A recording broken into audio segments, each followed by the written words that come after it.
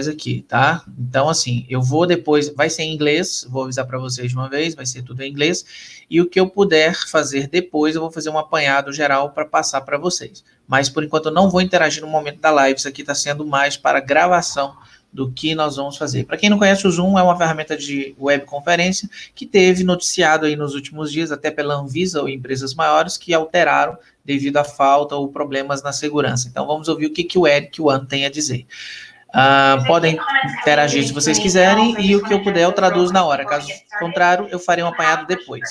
Please use the Q&A panel and go ahead and send those in so we can be sure to make sure we can see your question and can answer that today. We will get started here in a few more minutes. Thank you for joining.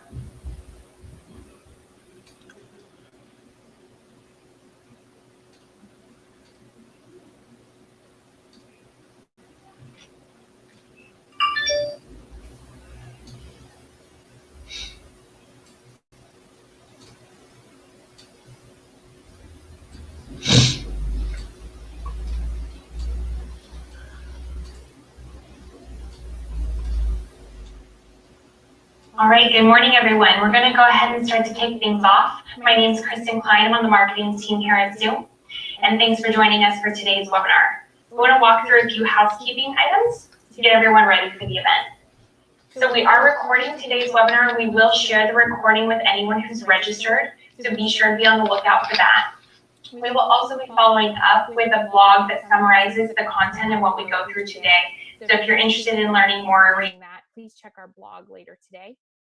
I want to also mention we are using the webinar product to host today's event. So you will be on mute and your video is turned off as a participant. Only the host, myself and Eric, and a few other panelists will have their video ability to be turned on. Please send in your questions to that Q&A panel. We are going to get a ton of questions. We're going to do our very best to address and answer as many as possible, but we are hosting this webinar on a weekly basis. So if you didn't get your question answered, please come back and see us next week, and we're happy to continue to have this conversation. Again, thank you for joining us. And Eric, please go ahead and take it away. Yes, thank you. First of all, thank you all for joining me today. This is our first Zoom weekly webinar. I really, really appreciate it. So it has been a very busy few weeks, and starting from adding capacity, for several weeks, and we work tirelessly and also fix all the issues, we got. So I want to say thank you so much. So also, I'm very, very happy to talk directly to Zoom users, new and old, valued customers, and everyone else to share the steps taken to further strengthen our platform. First of all, I want to start with how we got here. So Zoom was primarily built for use by our enterprise and business customers over the past several years. But during this global health crisis, where we saw a lot of brand new users and also brand new use cases, such as tens of thousands of K-12 schools all over the world started using Zoom, and also friends, family for the happy hour, and also like even online weddings. We never thought about those use cases before. So usage far surpassed anything we expected. And before this crisis, now the peak time, the daily meeting participant around 10 million. And in March, more than 200 million is really unprecedented usage, and we never expected that. However, we have been working around the clock to ensure all users stay in touch and operational. We also strengthened our commitment to security practices and privacy practices in this process, and we are committing to this in the future as well. So I'd like to start with, what kind of missteps, based on the past several weeks experience. But in our urgency the things for enough about educating new users on our policies, like how to use Zoom and how to set up a security settings. Because used to be when we work together with the enterprise customers, IT team, they talk with us because we already have all those built-in security features. They pre-configure those features and help their users to come on board. Also, we do not have very thoughtful enough about some of the features great for enterprise companies, but do not make sense for consumers. Like in the training scenario, the attention tracking feature is very useful for the training scenario, but for the consumers and the consumers, I think this I think a conflict with privacy, and we disabled it entirely. So if you ask me, hey Eric, is Zoom safe or not? With new level of scrutiny, it comes down to these two questions. Is Zoom safe compared to peers? Is Zoom safe for those new consumer user cases? I can tell you, Zoom absolutely safe compared to the peers and also our enterprise customers. Because before these prices, we have so many enterprise customers, top security companies. They all did all kinds of penetration testing, and also we shared our best practice. We built the trust. So again, it's very safe. And also we made lots of changes, like enforcing the meeting password, enforcing the meeting room, disable those the privacy features. For the first time, new consumer use cases, again, the answer is also yes. Clearly, we have a lot of work to do to ensure the security of all, to handle all those brand new consumer use cases. And because those new use cases, we just started over the past several weeks. But what I can promise you, we take these issues very, very, very seriously. We are looking into each and every one of them. And when we find an issue, we acknowledge it, and we will fix it. Also, we'll be transparent about what we are doing. So I also want to share with you a little bit about what we have done so far. So we have demos and training sessions, tutorials, webinars for new users, and also teach users how they protect meetings and like password and waiting room. We also updated our privacy policy so everyone can understand, including the K-12, the school teachers. Make sure people they know Zoom. We have never sold user data in the past, and we have no intention to do it.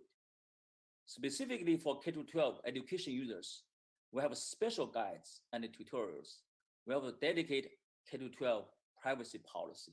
We changed the default setting as I mentioned earlier, and enable the password and what you waiting room as well. Also, we disable the screen share by default, meaning only teachers can share the screen. Also, based on feedback over the past several weeks, we also fixed other things like remove the Facebook SDK in our iOS client, remove the attention tracking feature, and fix the Mac installer issue, and also a fix for the Windows and UNC link.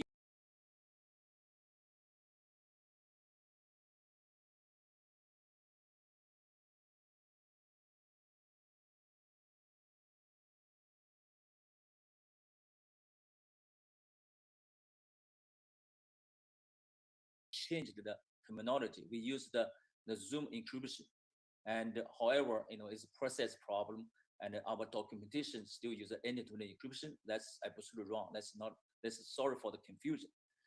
So given all those issues filled, and last Friday, we also had a report about the China issue. And I also want to tell you this issue after we got that report last Friday, that issue was also completely fixed.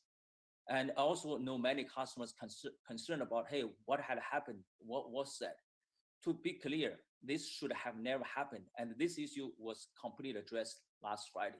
We already removed all the China targeting servers. But today, I want to leverage this opportunity to explain to you what had happened. Then you will, especially for the security researchers, and you can evaluate the impact. We truly believe impact is very minor. So first of all, I want to share with you how it should work.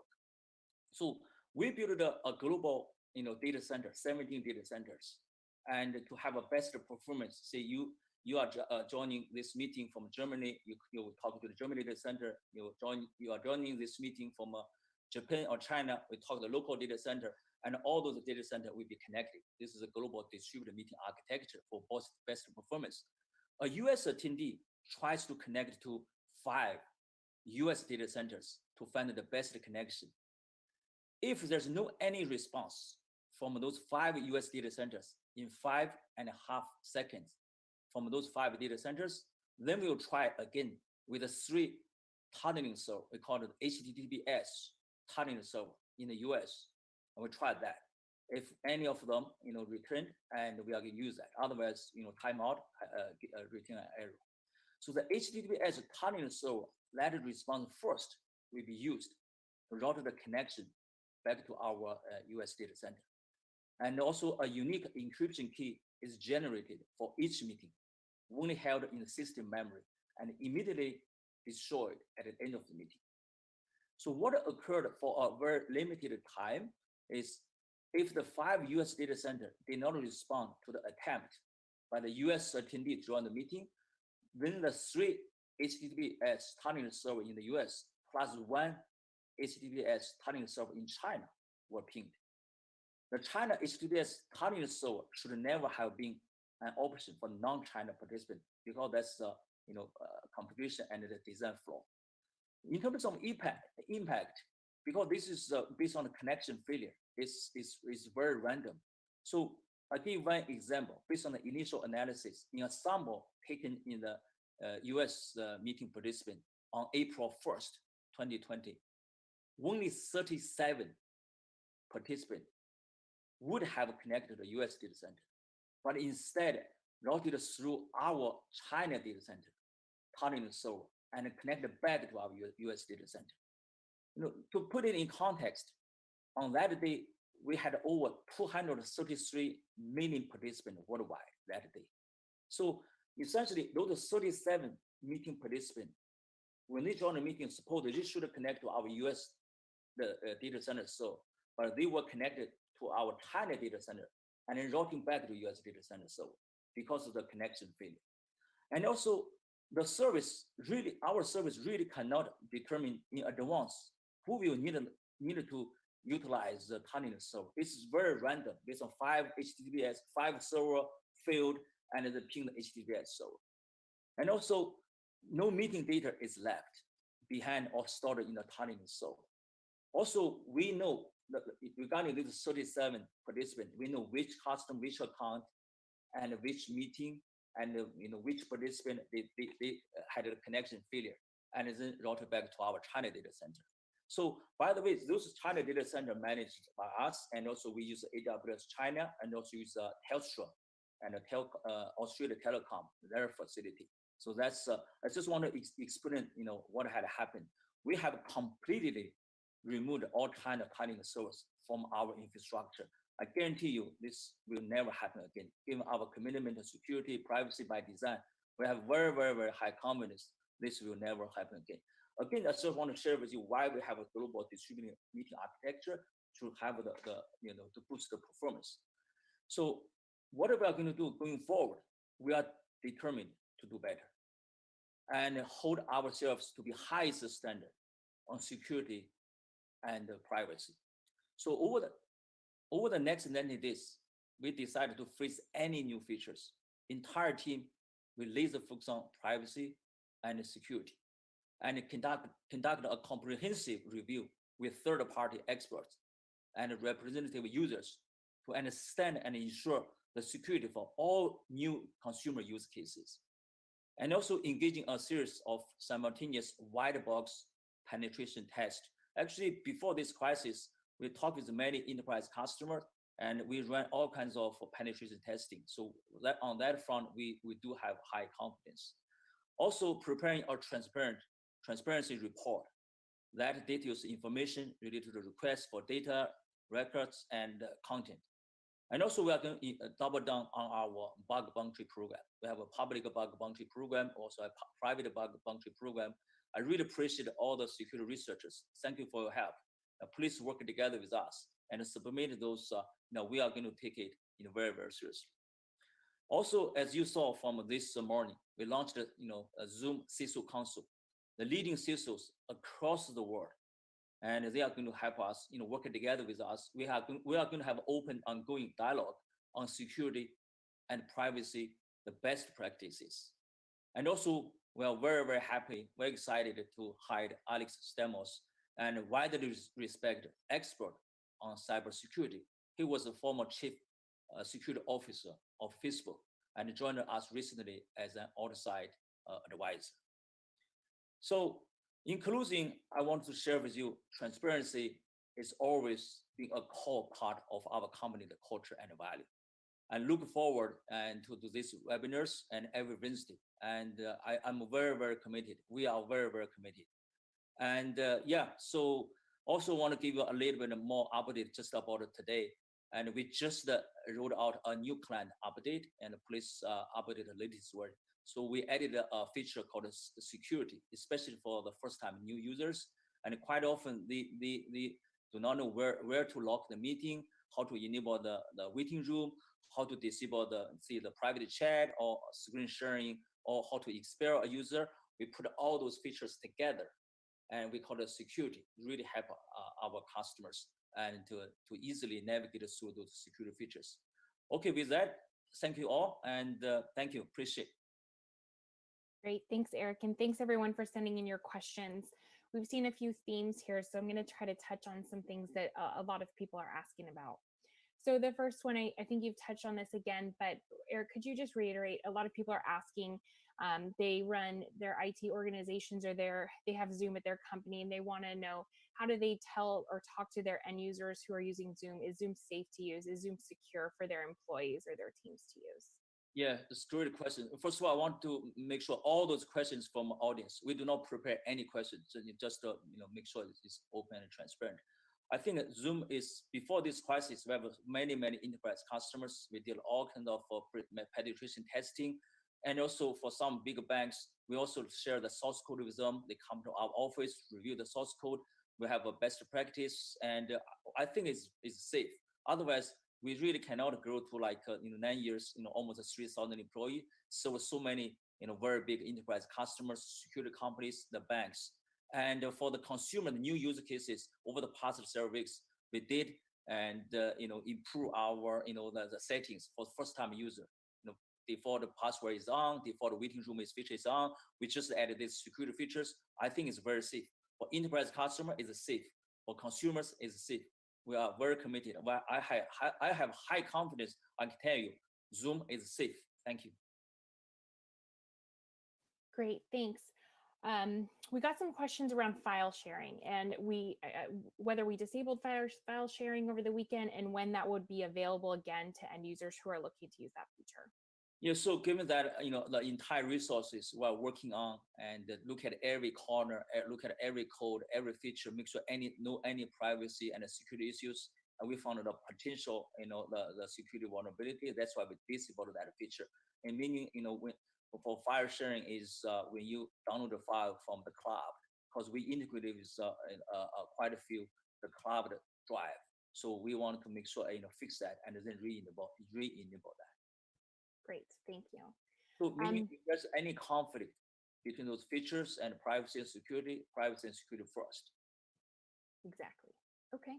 I know we talked about waiting rooms, or you touched on those, and I think there's a lot of questions around when waiting rooms will be available for Zoom webinar, if we plan to add that feature. Yeah, the team is working on that. I'm so sorry I do not have a date, but we are going to follow up. Yeah.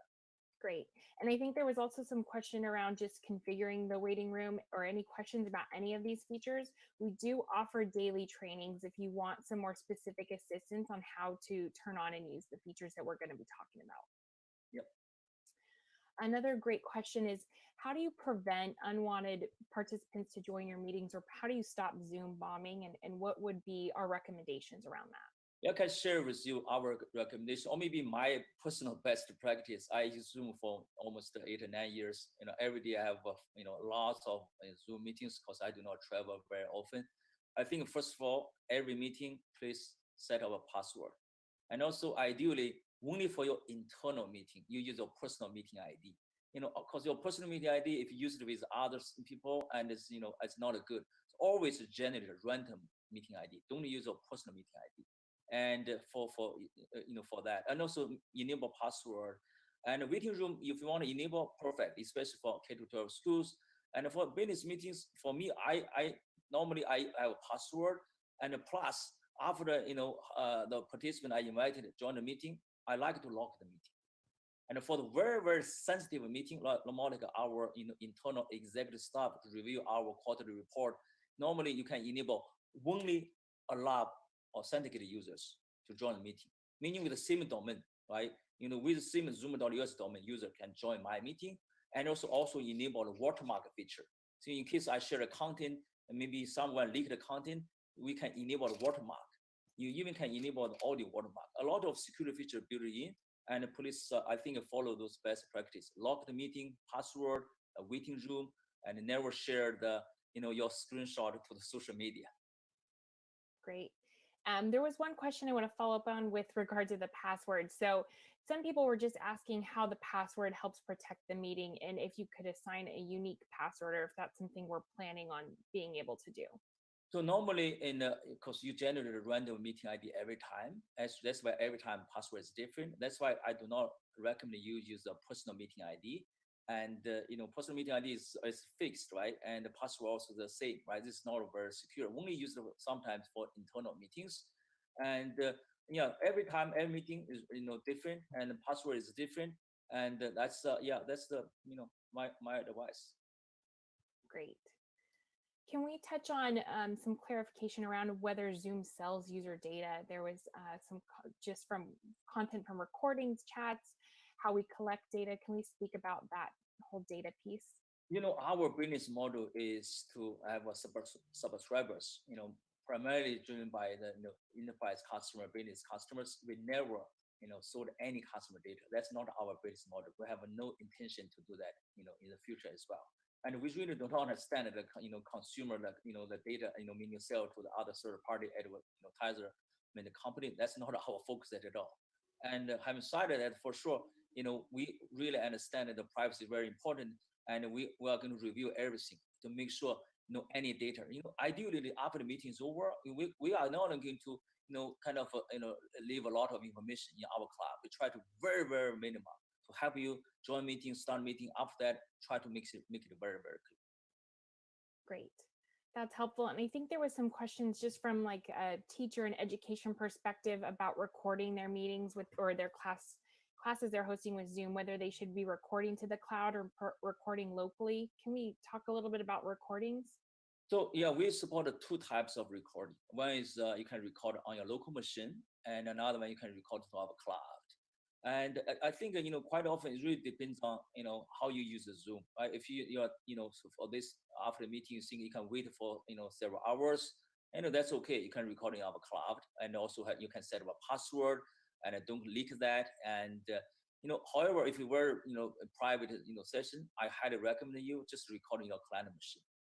Again, also protect that well, and don't share that recorded file to others. Don't upload it to the social media. So normally for me, and I like to use the client-side recording, and I can quickly get a recorded file, and also I can protect that as well. I do not upload any other places in case I forgot a password.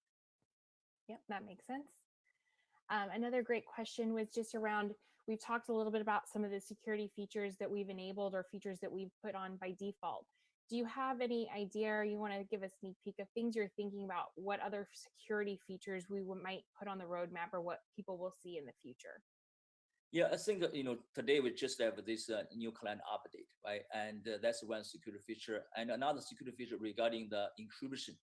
For now we are using the 256 and AES and ECB, and we already enabled that for one customer, and since I think over the past several months, but we are going to roll this feature out to all of our customers. However, this feature does need every client to be updated to the latest version, so that will take some time. I think in the next 45 days, we're going to upgrade our encryption from 256 ECB to the AES 256 GCM, and that's one feature, and we are working on.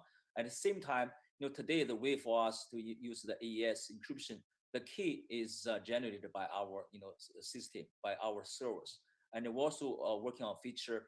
and the key, will be generated, will be from you, from our customers. We do not generate key anymore. We call that is, the new, more like an option for the very, critical meetings. We do not generate key anymore, and the customer generate key, and also get your, feedback. We want to make this code open source. That's why we wanted to work together with all the security researchers, and also make sure review our design, and also can open source this code, for the upcoming and encryption and key generated by customer. For sure, this feature has some limitations. That's why a lot of conference vendors, and we do not enable this feature by default, because with this feature on, you cannot use the phone to dial in. Traditional Cisco Polycom device cannot dial in, and the cloud recording also does not work. A lot of limitation, but we think that works to add this feature. And yeah, we look forward to working together with all of you and try to make the open source as well. Yeah, and there was a lot of great comments just around features that you guys are looking for. We do have submit a feature request on our support page that I want to make sure I call out. And if you have a feature request, we're welcome to get your feedback, as Eric mentioned. So please be sure to use that as well. Just regarding client updates and the update we did today, there were some questions about if we do a forced update, or will we do a forced update? And then just from an IT perspective, how can they push out this update to everyone in their company or their organization? Yeah, that's great. Normally for the important update, so enterprise IT team, they push the, with MSI package, or the Mac installer, to their desktop, first. That's why when I mentioned like the, the AES, 256 GCM, even if we roll out the client, we are not going to enable that until the most important users, and especially and a lot of enterprise customers, after they roll out this latest version to the client, and then we enable that feature. So we, over the past several years, we always work together with those enterprise customers and to roll out those clients. And so we know how to do that. Great. Let's talk a little bit more about education. I know there's a lot of people with questions around that. So a question was, what safeguards should they take to prevent people from hacking into a server for a school or for an educator? I think again, it's I think education is very important, and also I think for sure and we have a daily webinar, we have a lot of tutorials, and please take a little bit of time to understand that, and also do a test run if your first time the want to try the online class, and also tell the students don't share the class room meeting ID, and every meeting enable password, enable the waiting room. After all the case in the class, just lock the meeting. We added this new security feature. It's very easy to find where to lock. So four things. I'm sorry. Don't share meeting ID with any others. Password, waiting room, lock the meeting. And even registration, maybe perhaps if you're looking to really understand who's going to come to your meeting, I would recommend that too, right, Eric? Yeah, right on. But they may not have a Zoom account. We do not allow those kids to have a Zoom account. They have to use other ways like a Google login. Yeah, Google Classroom. Awesome. There was a question around some of the announcements that we've talked about, some that you mentioned earlier on the call, and where we have that documented or where they could find some of this stuff we're talking about today. Do you want to touch on that, or I can touch on that too? Yeah, please. Yeah. You can find everything on the Zoom blog. So Eric mentioned the blog that went out this morning. There was also a few blogs that addressed a lot of these questions. If you go to blog.zoom.us, you are able to find a lot of this information, detail, links to where the support article mentions how to turn these features on and more specifically how they work. So I'd highly recommend you take a look at the blog. And if you want to subscribe, you would get those updates when a new blog is available, it'll be emailed to you. So I do recommend that you go at least and bookmark that page, bookmark our support site. You can see release notes there. But those are two great assets to understand what we're doing and the latest information.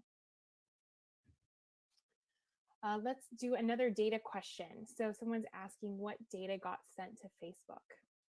So yeah, let me take a step back. So our iOS client, we support and Zoom ID login, Facebook ID login, or Google ID login to facilitate the customer to use our services. Otherwise, they download the iOS client, they need to register Zoom account. I think that's the reason why we introduced the Facebook login and the Google login, long time ago.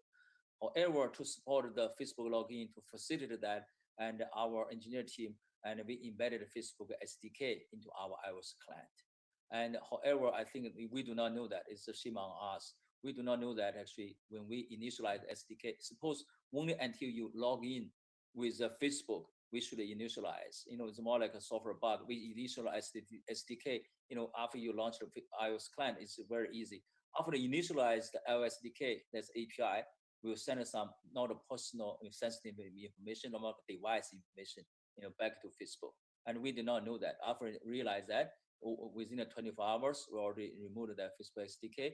We embedded browser to let you log in. So with that, it's very, very clean. Again, this is this is what had happened. Great.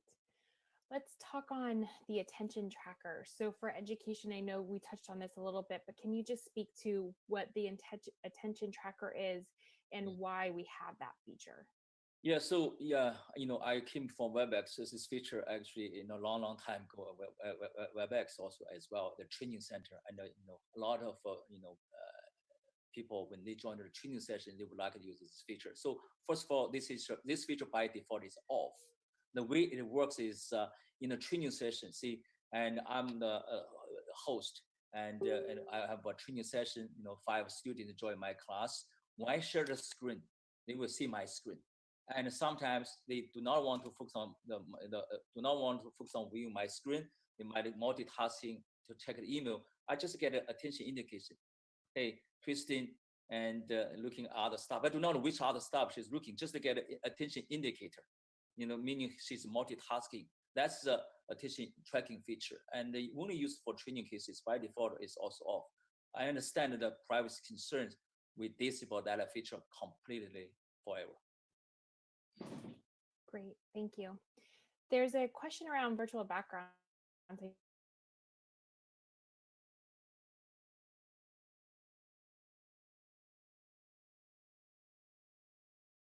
Technically, yes, very feasible. And we started from watch background because this is also based on our customer feedback over the past several years. Quite often they work from home and they really do not want to kind of attend on the video because sometimes I also join a meeting from the kitchen. And over the past several years, and we added this watch background. I think it would support a blur background. We can, but next 3 months for sure we cannot. And no any new features. And every feature got to be related to security and privacy. After the 3 months, we are going to evaluate if security privacy in very good control. All of our customers tell us yes, we better, and no any new issues, and we are going to add features. Otherwise, again, we are committed. Privacy, security first. Yep. This is a question I think you might want to just touch on again. I'm seeing a lot of this is why is password security not required across the board for Zoom meetings? If you do not have a password, what if other people, they know your meeting ID, either you shared or maybe your email is hacked for whatever reason, they get a meeting ID and they just one click, they can join the meeting, right? That's why, this is not a secure, it's just a meeting ID. I think especially given the size of users, before this crisis, on daily basis, only 10 million participants only used for the business conversations. And actually, I think ID is probably, is pretty secure. For now, there's so many hundreds of millions of users are using that. And I would say, this is really, I would say, without a password, I think I'm scared, make sure you have a password. Right. Let's see, let's talk about healthcare and telehealth. We haven't really touched on that, but there's some questions around if Zoom is safe to use and if we're HIPAA compliant. Yeah, so we supported HIPAA compliance for a while, and telemedicine, telehealth is very important. And yeah, we really doubling down on that. We have a lot of healthcare organizations, who are using Zoom during this pandemic crisis, a lot, yeah. We also can send BAA as well with healthcare customers. We also have, integration, with healthcare other systems like Epic. Yep. Okay, and let's see. What can we expect Zoom to announce over the next 3 months during our review of the security of our platform? We will keep everything open, transparent. In the first floor, we recommend all the security researchers, working together with us for the bug bounty program, and we will, look at every, thing you found, and we are going to, keep working hard to fix that issues, and also we are going to review our, the privacy and and also the every features, double check, and I think that as I mentioned earlier, right, to upgrade AES 256 from ECB to GCM is one task. And also we are going to working on another task to support the key generated by customer, right? And those I think more like on top of my mind for now. And again, if you are looking for more updates, be sure to check the blog because we will be making updates there too. Yep. Yeah, please, come back to join the Zoom webinar every week. Yeah. Let's talk a little bit about just the video conferencing industry and other platforms in general. So do they have similar features to Zoom and do they work differently? What do you think security issues mean for the industry as a whole and how we can improve that? That's a great question, specifically on encryption, because, I was, part of original WebEx founding team, and before the Zoom also we engineered WebEx. The way for WebEx to encrypt, very, very similar. And actually, before I left, if I recall correctly, you can double check, is WebEx UDP traffic, also AES, but 128, also based on ECB. And I left for 8 years. I do not know what's the latest, the status. This everyone uses something similar. AES either 128 or 256, ECB or GCM, because for conferencing I did not see it's really hard to support the true end-to-end encryption. And that's why we should not call that true end-to-end encryption from client side to server side, right? That's from encryption perspective. For feature, if you look at a feature like attention, tracking feature, and of course, some customers migrate from WebEx to us. They use that feature before for WebEx training center. They really want us to have this feature. That's why we built this feature, right? I think I did not double check. I'm pretty sure WebEx training center still had this feature, right? I think look at the overall conference industry, and I think I think feature wise, I would say no big difference, and architecture wise, also no big difference. Only big difference is video first or not video first, right? That's the biggest difference. Plus we have a new architecture. It's a global distributed meeting center, and as we give you the best performance, right? That's the difference. Yeah. Great. Let's talk a little bit about the differences between a pro plan, a business plan, and an enterprise plan. So in terms of privacy, can you help us outline what the differences are? And then what's the difference between the education K through 12 privacy policy and plan? Yeah, so we build a lot of, we have a lot of built-in security features. And normally for business customer, enterprise customers, our, team, work together, with those enterprise customers, before they roll out. So, however, for the free users or pro users, just you buy online, and I think that in terms of privacy security, we need to make sure give them I think a framework, meaning they can easily maybe a package, like a K-12 schools, right? If we looking back, on day one we should have a K-12 school package, the password, waiting room, this for attendee sharing. And we should create that package, meaning not only do we offer the service to them, but also we should act as more like IT role for them. I think that's the difference between the free, pro, and enterprise and business customers. Great. And like Eric mentioned, we do offer education specifically for educators to help you guys make sure you are using the features that Eric's mentioning. So please feel free to attend one of those, and we're happy to help get you set up and enabled. Can we talk a little bit about encryption concerns for healthcare and what we have available for that, and how we're addressing concerns specifically for that industry? Yeah, for healthcare, for HIPAA compliance, right? It's kind of we follow that, and a lot of medical schools, healthcare providers, right? They do, because with that HIPAA compliance, a lot of features, are not available. Like a cloud recording, for sure not available, and the patient name. I think is we have a document for about the HIPAA compliance and how to set it up, that with the customers. And a lot of features are not available after we enable that. So just for the security for HIPAA compliance perspective.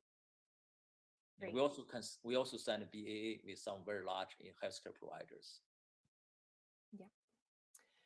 Let's go back to waiting rooms. I've seen this question a few times. So some people are asking, are waiting rooms secure? And can you speak to the vulnerabilities around that feature?